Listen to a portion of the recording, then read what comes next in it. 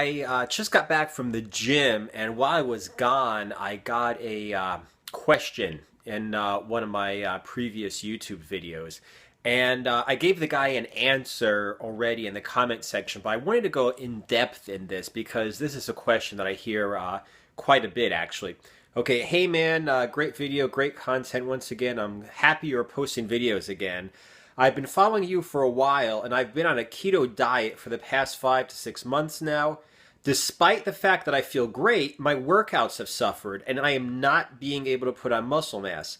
I was considering to increase the carbs and protein and reduce the fat, getting out of ketosis to build more muscle and strength while keeping on a type of moderate carb paleo diet. However, I didn't want to lose the benefits that the keto adapted state has provided me with. What do you think about it? Any thoughts or tips would be of great help. Thanks. First of all, I appreciate all the guys that are saying, glad that I'm making videos again, okay?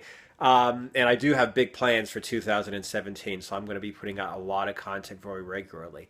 Now, getting to this guy's question, I don't know what kind of a diet he's on, okay? So I'm just going to make a couple suggestions. One of them is I do not know if he's doing carbohydrate refeeds or not, okay?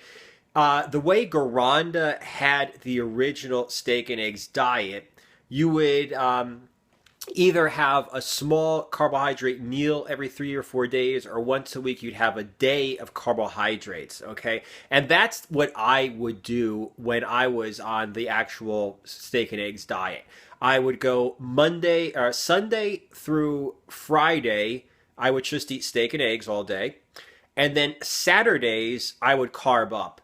And that meant, I do well with high glycemic carbohydrates, so I did well by drinking Tang, drinking juice, by eating donuts, if you'll believe it, trying to keep my fat low.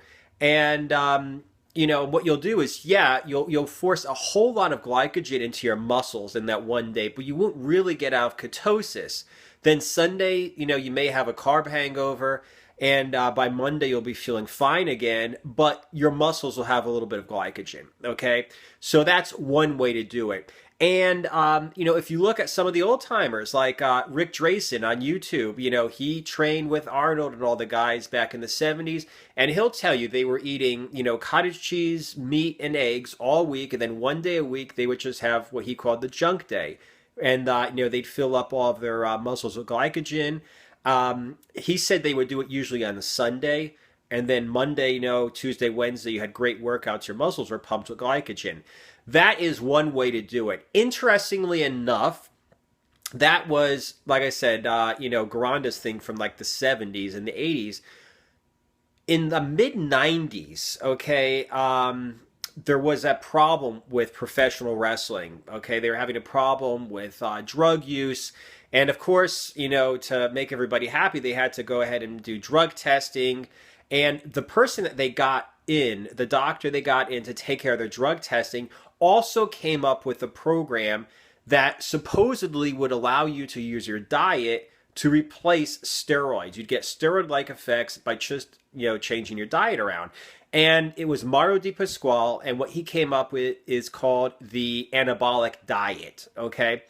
The anabolic diet is, interestingly enough, it's 5 days a week of high fat, low carb, and Saturday and Sunday you eat high carb, low fat. So it's almost the exact same thing that Garanda was doing. It's just 2 days on the weekend instead of 1 day on the weekend. You go and you refeed.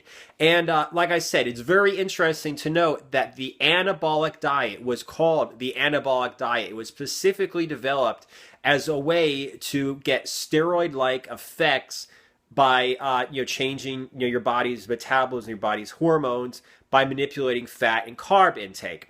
Okay, it's like a cyclic ketogenic diet. Does it work like steroids? I've never been on steroids, so I wouldn't know, but it certainly does get results, okay? And if you look in the description to this video, I'll have a link to my video that compares Garanda's steak and eggs diet to the anabolic diet.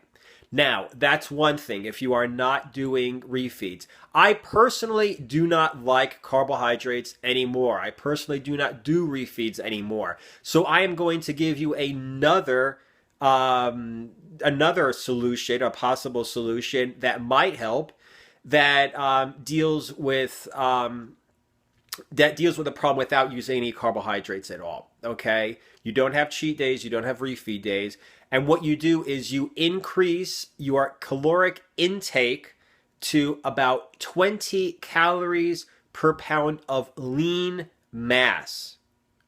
70% of those calories come from fats, 30% comes from protein, and very minimal. Keep carbohydrates, as always, to an absolute minimum. Okay, that should give you about 1.5 grams of protein per pound of lean mass. Now, first of all, when I say lean mass, what I mean is, let's say you get a fat guy who's like, if he has to cut down to like 150, to have abs, okay, to have, visible abdominal muscles, okay, but he weighs 300 pounds because he's got way too much fat on him. His lean body weight would be 150, not 300 pounds, okay?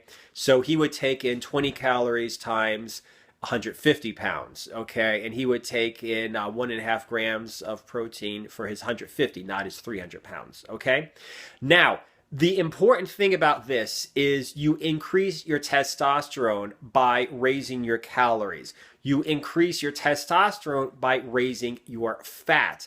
When I go on this, and I've gotten great results every time, what I did is a lot of what I used were shakes. Heavy cream. It was like a cup of heavy cream, 5 raw eggs, cinnamon for flavor, and some milk and egg protein powder, okay, to bump up the protein. I had 2 of those a day, and I had 2 8-ounce steaks fried in butter a day, okay? And like I said, I mean, you're getting in a lot of protein, a lot of total calories, a lot of fat, and I know it sounds crazy, now, but you're getting in a lot of saturated fat and a lot of cholesterol. Believe it or not, that's a good thing. Like I said, it sounds crazy because for so many years people were talking about the cholesterol myth that it's going to, kill you. But the fact of the matter is, saturated fat, cholesterol, those are all testosterone precursors. Increase your saturated fat intake, your cholesterol intake, your fat intake, and you are going to increase the amount of testosterone that your body produces naturally. So, like I said, I don't know what kind of a diet this guy's on, but that's all I can say. Those are 2 different ways that have been proven to, to increase your testosterone and to therefore increase your ability to build muscle while still staying lean. And also, if you look in the text, the description underneath this video, I'm going to have a link to my review of Larry Scott's bulking diet, which is very similar to the bulking diet that I just explained.